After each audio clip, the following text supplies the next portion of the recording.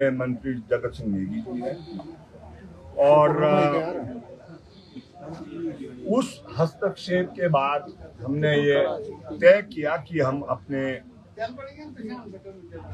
अनिश्चितकालीन के आंदोलन को फिलहाल सस्पेंड करेंगे और उसी के सिलसिले में आज भी बैठक थी। आप सब जानते हैं कि मसला क्या है। मसला है कि जो हिमाचल प्रदेश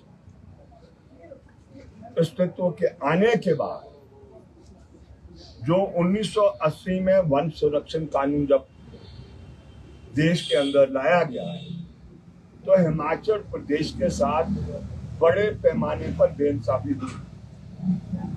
ये काम हमारा नहीं था, ये 1980 के बाद जितनी भी सरकारें आई हैं उसका दायित्व जिम्मेवारी बनती थी कि अगर हिमाचल प्रदेश को एज अ राज्य, as a state of the Indian union करना है तो जो इंडियन यूनियन के अंदर राज्य हैं, जो उनके संविधान के तहत अधिकार है वो भी होने चाहिए।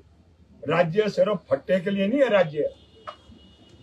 राज्य है अगर राज्य की चुनी हुई सरकारों को जमीन देने का अधिकार है और विकास करने के लिए भूमि उसके पास है हो।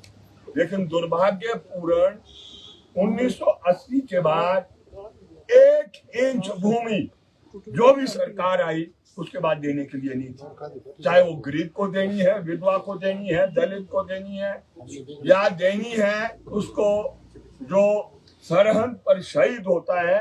आप जानते हैं हर तीसरे दिन खबर आती है, अगर तीसरे दिन ही आती है तो महीने में एक दफा खबर आ जाती है।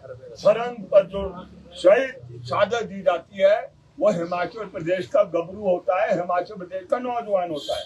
लेकिन टू ऑनर हिम पुराने जमाने में जमीन का टुकड़ा दिया जाता था, आज की तारीख में हम 1 इंच भूमि नहीं दे सकते। ये है लड़ाई। ये लड़ाई ये नहीं है कि बेदखली हो रही है, बेदखली है वो तो है ही है। हम क्योंकि किसान को रिप्रेजेंट करते हैं तो वो तो मसला है ही है कि भी किस तरीके से जो बागवान है, जो खेती कर रहा है उसको हमने उसकी जमीन किस तरीके से बचानी है वो तो है ही है।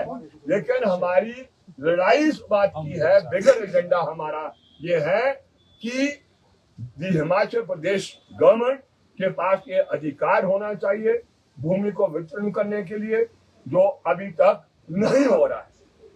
ये अच्छी बात है जो आज बैठक हुई है, एक प्रिलिमिनरी एक बैठक हुई है, इसके कई दौर चलने हैं।